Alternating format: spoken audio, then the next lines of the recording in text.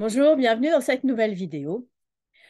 N'hésitez pas à vous abonner pour ne pas manquer les prochaines vidéos et à partager aux personnes autour de vous. Cela peut toujours aider ou en tout cas amener des pistes de réflexion, que l'on vive ou non ces réflexions et éveiller les consciences.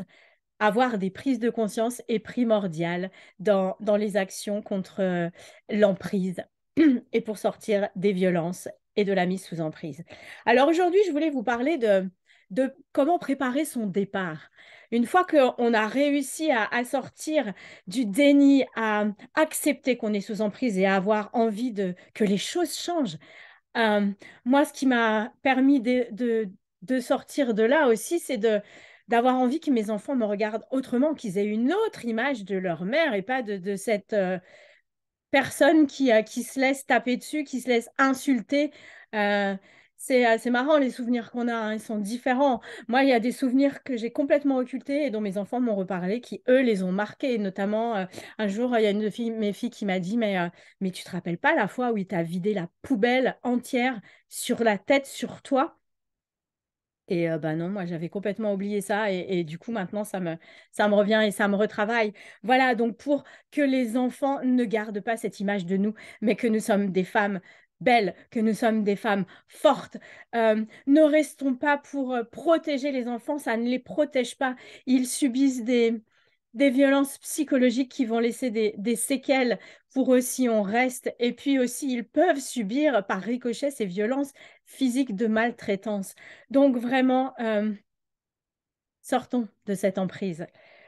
Donc pour ça, il faut surtout, c'est vraiment important, ne pas éveiller les soupçons quand on se prépare, y réfléchir minutieusement, tout préparer minutieusement dans un coin caché, etc.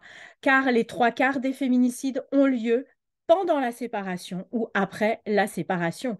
Eh bien oui, le manipulateur, il va perdre sa petite chose, son objet de jouet, et du coup, c'est inacceptable. Ça s'appelle d'ailleurs un crime de possession où on assassine la personne parce que l'on refuse de, de la laisser filer, de la laisser sortir de nos vies et de la laisser sortir d'emprise.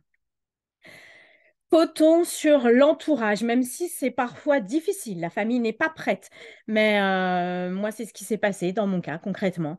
Euh, Comptons sur notre entourage. De plus en plus, les gens ont conscience de ce qui se passe vraiment. Donc, avec nos familles, avec nos amis, avec même notre entourage au niveau du travail, faut pas sous-estimer ce que les personnes peuvent faire pour nous, ne serait-ce qu'un conseil, une main tendue, vous héberger une nuit, vous mettre à l'abri, en sécurité ou, euh, ou alerter les services à votre place si vous n'êtes pas en capacité de le faire. Voilà, plus on va en parler, discrètement bien sûr, et plus on va arriver à trouver des mains tendues pour sortir de là. Tournons-nous aussi vers les associations et elles sont multiples. Elles dépendent toutes de la FNSF, Fédération nationale solidarité femmes. Alors pas toutes, pardon, une grande partie en tout cas sont référencées. Vous pouvez toutes les trouver en tout cas sur leur site. Euh, c'est la FNSF, Fédération nationale solidarité femmes, qui gère le 3919, ce numéro qui est ouvert anonymement, gratuitement, 24 heures sur 24 et 7 jours sur 7. Vous pouvez avoir des conseils, ils sont vraiment qualifiés pour vous écouter et pour vous orienter vers les bonnes personnes. Donc, n'hésitez pas à les appeler. Il y a aussi les assistantes sociales qui ont ce pouvoir, oui, de pouvoir vous orienter ou de déclencher un système qui va vous mettre en sécurité ou vous préparer pour une sortie sécuritaire de cette relation. Il y a aussi dans les missions locales, pour les plus jeunes, les 18, 25, même 30 ans, je crois maintenant, des gens qui peuvent vous écouter dans les commissariats, demander à avoir un référent vif. Violence intrafamiliale, normalement, c'est obligatoire. Il y en a un dans chaque commissariat. Plus ou moins compétent, ça c'est autre chose. Mais en tout cas, il y a une personne qui peut vous recevoir. Vraiment, tournez-vous vers ces associations. Vous y rencontrerez d'autres personnes qui vivent également les choses comme vous et vous verrez que vous n'êtes plus seul et que même si vous pensez être anormal ou vivre des choses inacceptable, ce qui est le cas, et ben vous allez voir qu'elles auront toutes vécu le même schéma de mise sous emprise, même si elles n'ont pas exactement vécu les mêmes choses.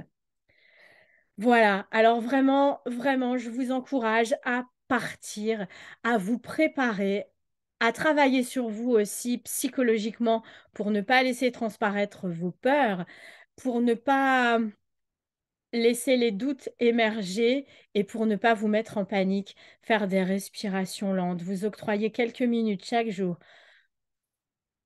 pour respirer, pour remettre les choses au clair dans votre tête et pouvoir passer à l'action. Mais vraiment, ce qui vous empêchera de baisser les bras à un moment, vous allez trouver ça très dur parce que c'est très dur, on se sent vraiment extrêmement seul dans ce genre de situation.